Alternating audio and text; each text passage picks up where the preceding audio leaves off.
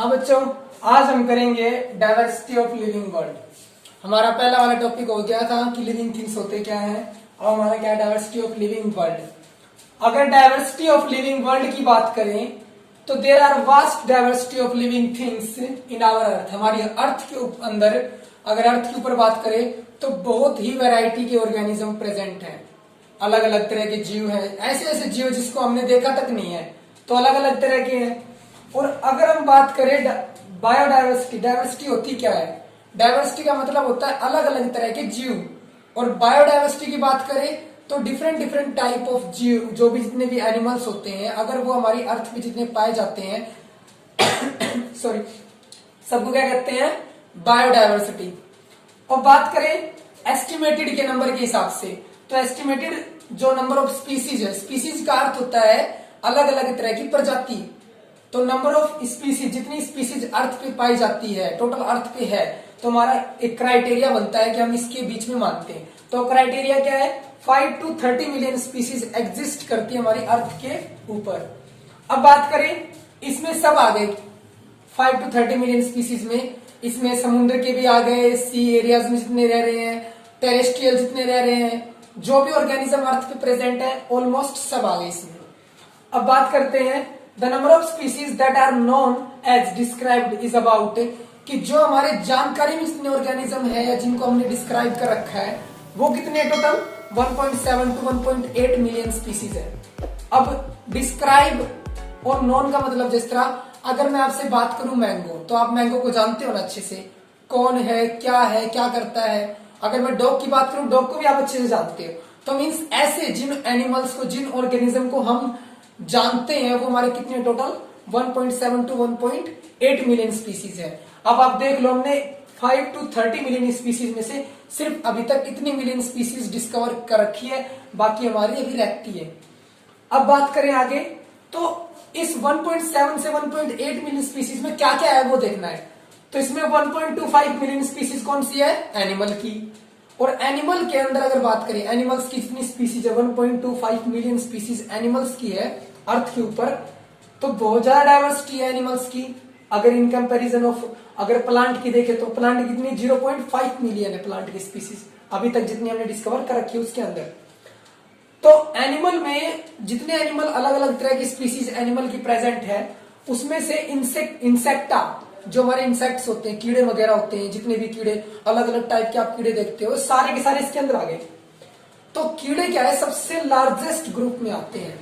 मतलब अगर देखा जाए तो इंसान भी एनिमल है, देखा जाए तो हर एक जानवर, जो भी जितने भी एनिमल्स हैं, उन सबसे ज्यादा क्या प्रेजेंट है अर्थ पे? इंसेक्टा। एनिमल में इंसेक्ट ज्यादा है, तो इनको इंसेक्टा नाम के ग्रुप के अंदर डाले गए हैं, ये सबसे ज्यादा है। उसी तरह 0.5 मिलियन स्पीसीज किसकी है? प्लांट की। प्लांट के अंदर एंजियोस्पर्म सबसे लार्जेस्ट में आते हैं। लार्जेस्ट में कैसे? क्योंकि एंजियोस्पर्म कौन से होते हैं? फ्लावर देने वाले प्लांट होते हैं। तो आप देख सकते हो आपके चारों तरफ फ्लावर गिविंग प्लांट कौन कौन से होते हैं? सारे एंजियोस्पर्म्स के हैं, वो सबसे लार्जेस्ट ग्रुप में आते हैं। आगे बात करें, हर साल 15,000 नई स्पीसीज को जो साइंटिस्ट डिस्कवर करके रखते हैं, हर साल 15,000 एनिमल, जो ऐसे 15,000 स्पीसीज नई डिस्कवर होती है अर्थ पर। और जिसका हम क्या करते हैं? क्राइटेरिया करते हैं, मतलब डिस्कवर करेंगे, आइडेंटिफाई करेंगे उसको, फिर क्लासिफाई करेंगे। तो ये 15,000 हम हर साल करते हैं। और सबसे ज्यादा बायोडायवर्सिटी कहां पर पाई जाती है? Tropical rain forest. एग्जाम्पल के तौर पे आपने सुना होगा अमेजोन रेन फॉरेस्ट। ऐसी जगह जहां पर, मतलब जहां का जो एनवायरमेंट है, जहां की क्लाइमेटिक कंडीशन बहुत अच्छी होती है, वहां पर ऑर्गेनिज्म के सर्वाइव करने की जो कैपेसिटी है वो बहुत ज्यादा होती है। अब दूसरी बात करें तो कोरल रीफ। कोरल रीफ क्या होता है?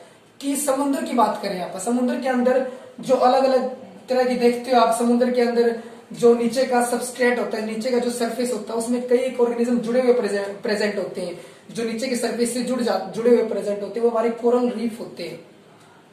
ये कोरल रीफ भी बहुत ज्यादा है, वास्ट वैरायटी में है। अब आगे बात करें तो इतनी ज्यादा स्पीसीज को डिस्क्राइब करने के लिए साइंटिस्ट ने एक ब्रांच चूज की। वो ब्रांच का नाम क्या था? सिस्टमैटिक्स। और सिस्टमैटिक्स का ही दूसरा नाम क्या होता है? टैक्सोनॉमी। कि साइंटिस्ट ने डेवलप की एक ब्रांच जिसका नाम सिस्टमैटिक्स है, वो क्या करेगी? इनका नाम, नोम और इनको क्लासिफिकेशन करना, आइडेंटिफिकेशन, ये सारा काम संभालेगी। और उसकी बातें भी पढ़नी सिस्टमैटिक्स की। कि भाई कौन सा ऑर्गेनिज्म क्या होगा, क्या नाम, जैसी तैसी हर चीज संभाली जाएगी। तो टैक्सोनॉमी सिस्टमैटिक का दूसरा नाम है।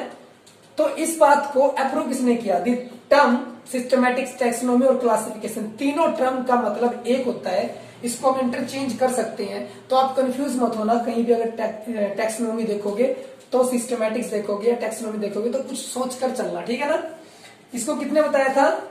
जी सिंपल जो हमारे थे क्या है, सिम्पसन थे 1961 में, 1961 में इन्होंने ये टर्म बताई थी कि तीनों टर्म्स को हम इंटरचेंज कर सकते हैं।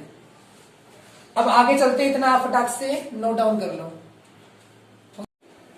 अब अगला टॉपिक है हमारा सिस्टमैटिक्स। सिस्टमैटिक्स का अर्थ होता है कि भाई ये जो सिस्टमैटिक्स है हमारा, इस सिस्टमैटिक्स का जो वर्ड लिया गया है फ्रॉम लेटिन लैंग्वेज से लिया गया है, और लेटिन वर्ड इसका क्या बनता था? सिस्टमा। सिस्टमा से लिया गया हमारा सिस्टमैटिक्स। और सिस्टमैटिक्स का अर्थ होता है किसी भी ऑर्गेनिज्म को सिस्टमैटिक तौर पे अरेंज करना। सिस्टमैटिक तौर पे अरेंज कैसे? कि जिस तरह हम देखते हैं कि भाई एक नंबर के बाद 2 आता है, 2 के बाद 3, 3 के बाद 4, 4 के बाद 5। अगर हमको 1 to 10 अगर काउंटिंग टेबल दे दी जाए, मतलब हमको दे दी जाए, और हमको वो ऐसे मतलब अलग अलग अरेंज कर दिया जाए, और बाद में हमको उनको सीरीज में अरेंज करना हो, तो वो क्या आएगा? एक सिस्टमैटिक्स है कि भाई 1 के बाद 2 ही आएगा, 2 के बाद 3 आता है, वो सिस्टमैटिक्स अरेंज है। तो उसी तरह हमको किसी ऑर्गेनिज्म को सिस्टमैटिक तौर पे अरेंज करना होता है। ये चीज आप आगे क्लासिफिकेशन में पढ़ोगे अच्छी तरह से। सिर्फ इतना याद रख लो, सिस्टमैटिक्स का अर्थ होता है, इसका मतलब होता है the arrangement of organism in A systematic order. अब आगे बात करें कार्लस लिनियस। कार्लस लिनियस ने अपने 10th एडिशन, उनकी एक बुक थी एनिमल्स के ऊपर, वो 10th एडिशन था किसका?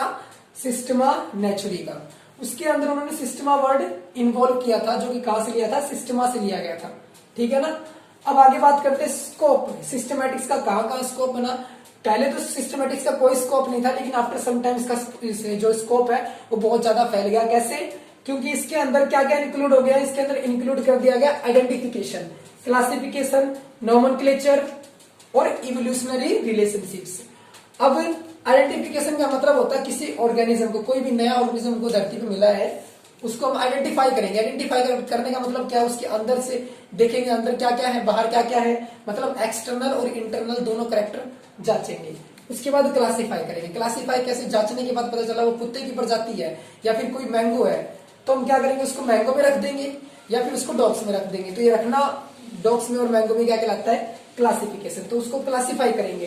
फिर नोमेनक्लेचर, उसका कोई ना कोई अच्छा खासा नेम देंगे, तो उसको कहते हैं नोमेनक्लेचर।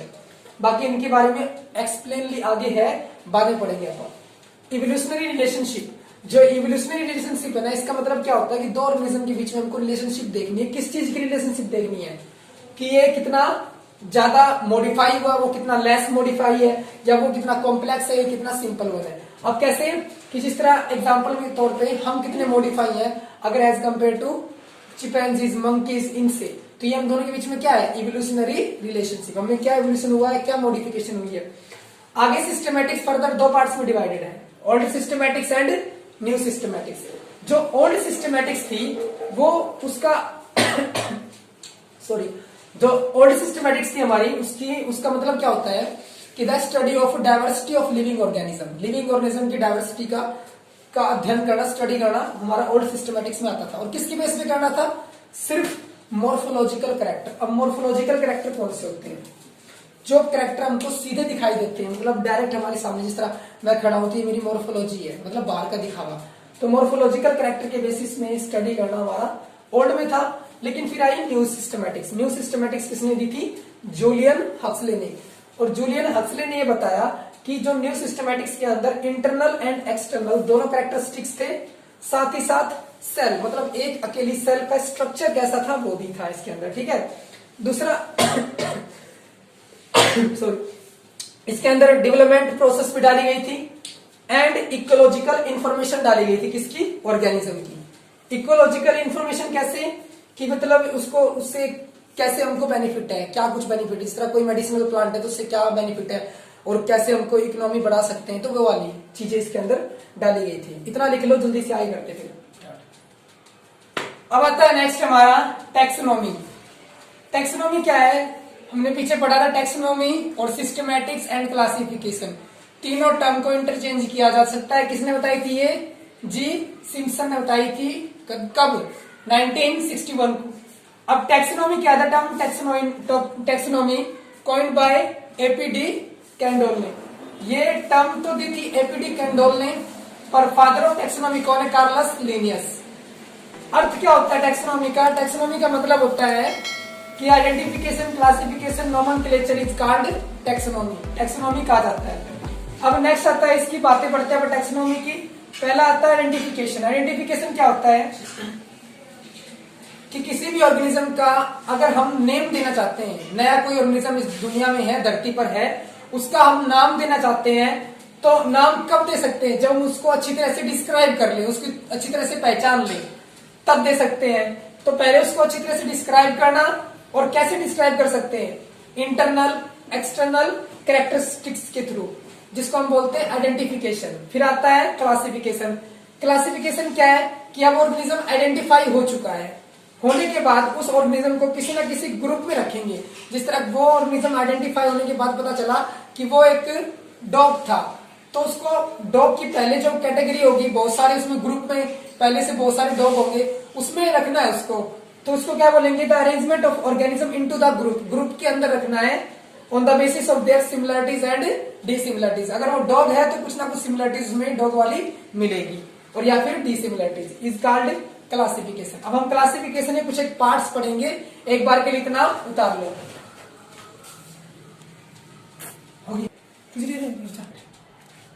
अब आगे आता हमारा classification are of two types. एक होता है इंपेरिकल और एक होता है रैशनल।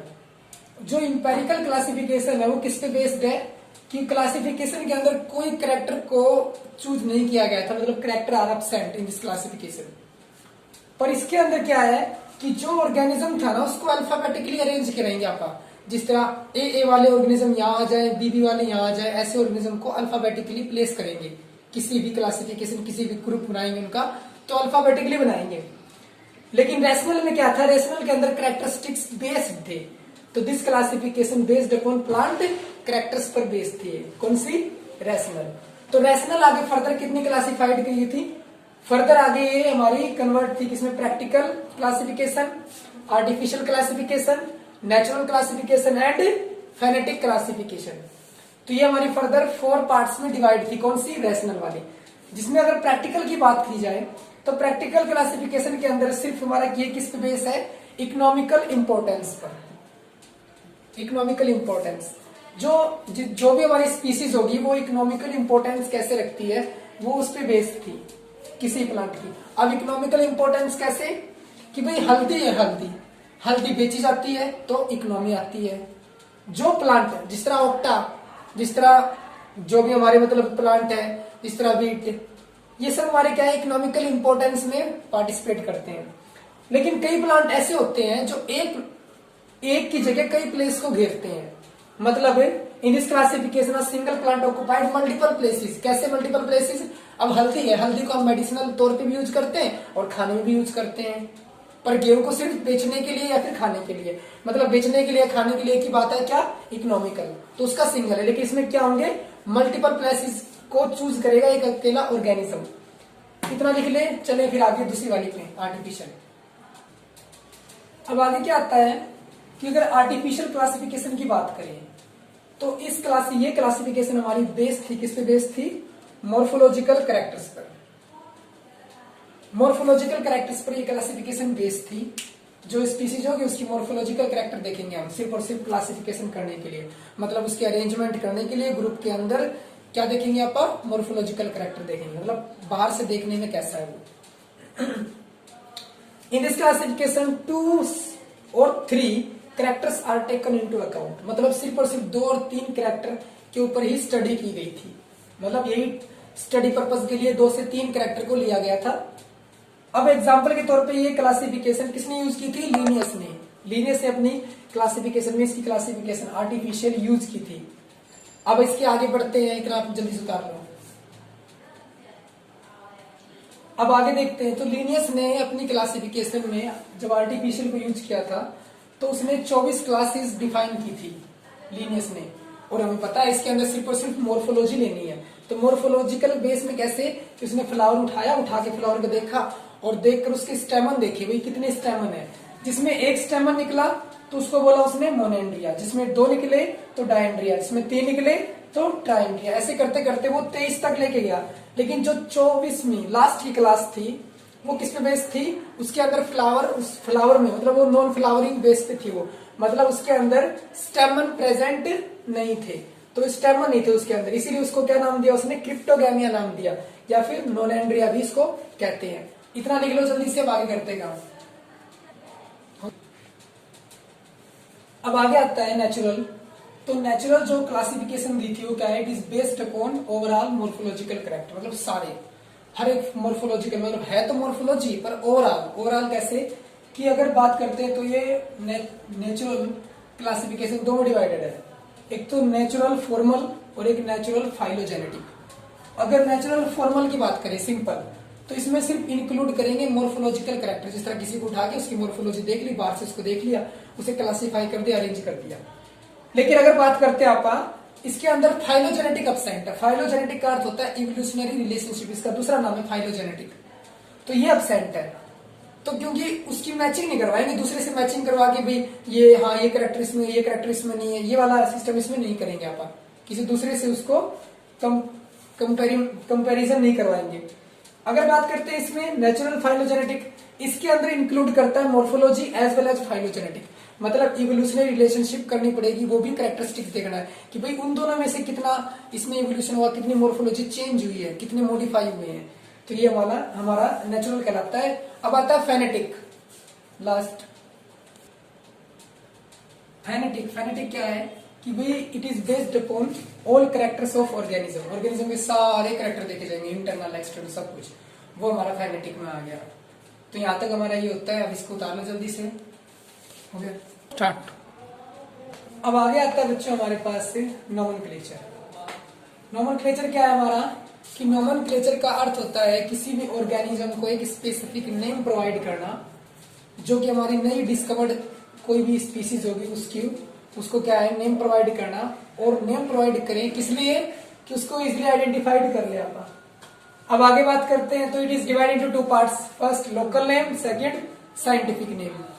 अगर लोकल नेम की बात करें तो जो लोकल नेम होता है वो उसका कॉमन नेम होता है, किसी भी ऑर्गेनिज्म का कॉमन नेम, जिसको लोकली हम जानते हैं। एग्जाम्पल के तौर पे कि लोकल नेम जो होता है हमारा, उसको हमारी लोकल लैंग्वेज के तौर पर लोकल एरियाज में जाना जाता है, और वो यूनिवर्सली एक्सेप्टेड नहीं है, मतलब यहाँ पर वो नाम आप जो ले रहे हो वो हर एक एरिया में वो नाम नहीं लगता उसका। जैसे एग्जाम्पल के तौर पे रोज, हम रोज को जानते हैं किस किस लैंग्वेज में। अगर बात करते हैं इंडिया में, तो इंडिया में रोज को क्या कहते हैं, गुलाब कहते हैं रोज को। और अगर ब्रिटिश लैंग्वेज में बोले तो रोज कहते हैं। लेकिन यही बात अगर बांग्लादेश वाले कहेंगे तो क्या कहेंगे, प्रजापति। क्या कहेंगे, प्रजापति। It is change from place to place, ये प्लेस टू प्लेस चेंज होता रहेगा। अब आता है साइंटिफिक नेम। जो साइंटिफिक नेम है इट इज यूनिवर्सली एक्सेप्टेड, ये पूरी दुनिया में लागू होता है। एक ही नेम दिया जाएगा और पूरी दुनिया में लागू हो जाएगा। अब आगे आता है it is based upon agreed principle, ये एग्रीड प्रिंसिपल के ऊपर बेस्ड होता है। एग्रीड माने इसमें हर एक देश ये कहता है अभी मेरे को ये नाम मंजूर है, ये एग्रीड प्रिंसिपल होता है। फिर आगे भी साइंटिफिक नेम 2 पार्ट्स में डिवाइड है, binomial nomenclature and trinomial. Binomial में आपको बाद में कराऊंगा, एक बार ट्राइनोमियल कर लो, ये छोटा है, इसका टॉपिक काफी बड़ा है। ट्राइनोमियल में क्या होता है, ट्राई माने 3, नोमियल 3 नाम, 3 वर्ड से मिलकर नाम बना हो, ट्राइनोमियल नोमेनक्लेचर।